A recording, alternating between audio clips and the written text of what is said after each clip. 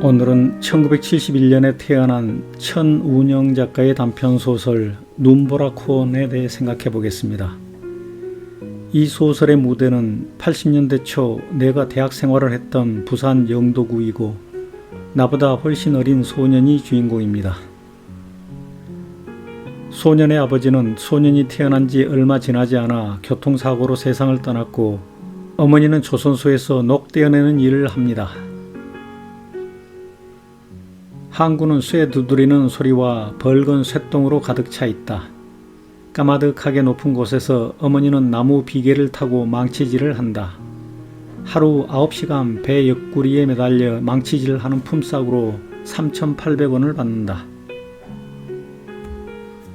소설 속 80년대 초 조선소 노동자인 소년의 어머니가 받은 월급여가 10만원 정도이니 예전 영상에서 말했듯이 1987년 민주화 투쟁이 성공한 후 전국적인 임금 인상 투쟁이 시작되기 전까지 한국 노동자들은 필리핀 노동자들과 비슷한 급여를 받고 있었다고 나는 생각합니다.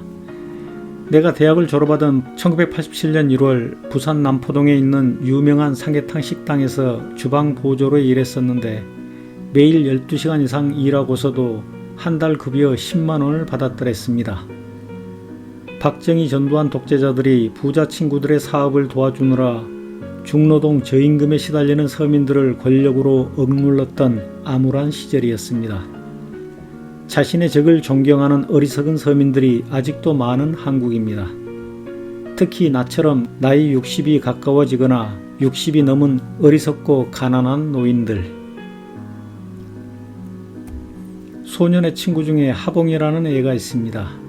아버지가 영도 딸이 부양장치 기사로 일했다는 사실을 자랑스럽게 여기는 하봉은 팔뚝만한 담치가 영도 다리를 받치고 있다는 얘기를 하고 소년이 믿지 않습니다.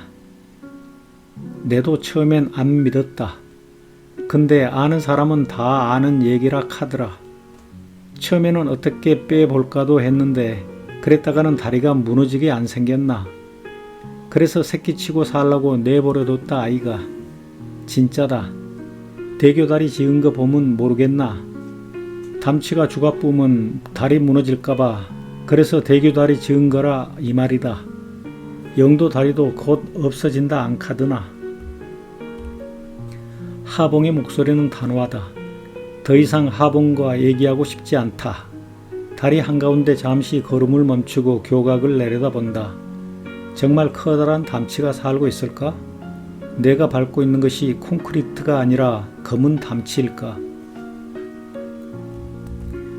담치가 다리를 받치고 있다라는 거짓은 아버지가 영도다리 부양장치 기사라는 사실을 섞음으로써 사실로 둔갑시킬 수 있습니다.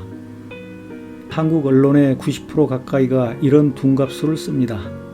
사실인 역사와 거짓인 신화를 뒤섞어 성스러운 책으로 둔갑시킨 종교도 마찬가지입니다. 둔갑술은 사기입니다. 논리와 이성적인 판단력이 부족한 인간들은 그따위 둔갑술 내지는 사기에 쉽게 속아 넘어가서 그따위 언론과 그따위 종교의 맹신자가 됩니다. 소년의 친구 하봉은 나이키 상표를 좋아합니다. 하봉은 필통이나 도시락, 가방, 공책에까지도 나이키를 그려 넣는다. 아무리 가짜라고 놀려도 개의치 않고 꾸준히 그려대는 하봉의 모습은 신념에 찬 선지자로 보일 정도이다. 진짜랑 똑같지? 왜 이게 똑같노? 니는 눈도 없나? 그래도 나이키 아이가 아무것도 없는 것보다 안 낫나? 소년은 점치는 여자의 딸이 먹는 아이스크림에 관심이 많습니다. 소녀의 손에 들린 것은 브라보콘이다. 언제부턴가 나는 브라보콘을 운명적으로 받아들이기 시작했다. 브라보콘은 내가 태어난 1970년 4월에 출시되었다. 우리나라 최초의 현대적인 아이스크림과 나이가 같다는 사실만으로도 브라보콘을 운명적으로 여기는 것이 당연하게 느껴졌다.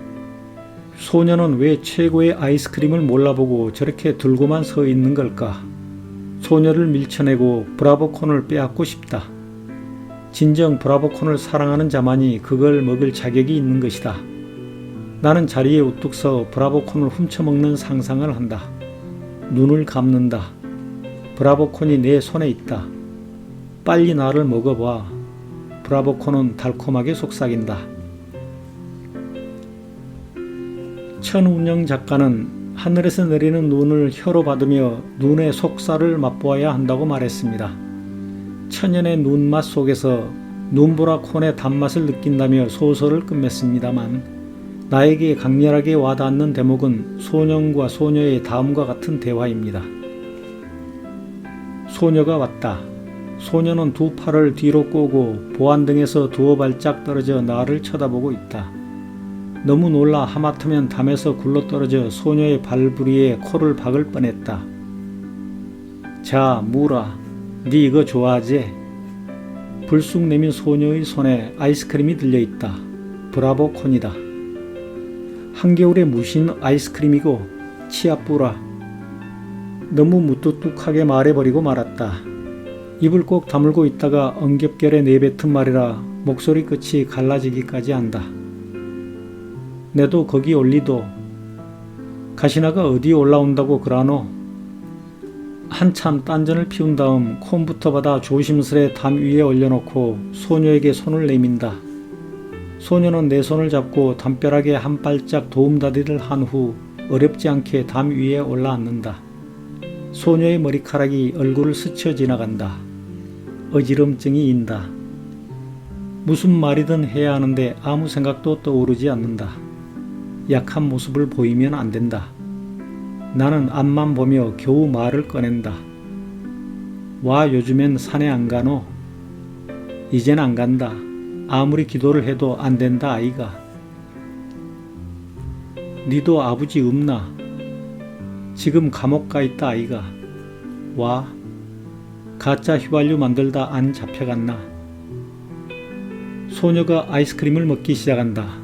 나도 따라 아이스크림을 먹는다. 네 가짜 휘발유에 제일 많이 들어간 게 뭔지 아나? 물 아이가.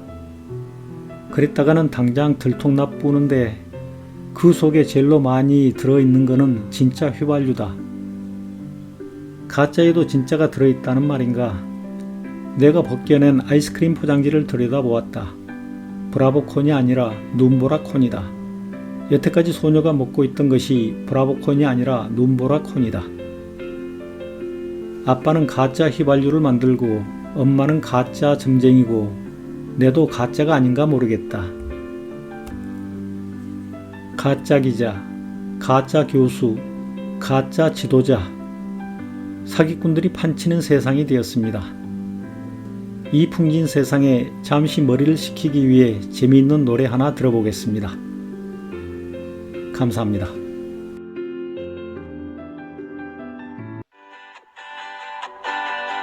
12시에 만나서 좀 가져자. 둘이서 만나요 풍정만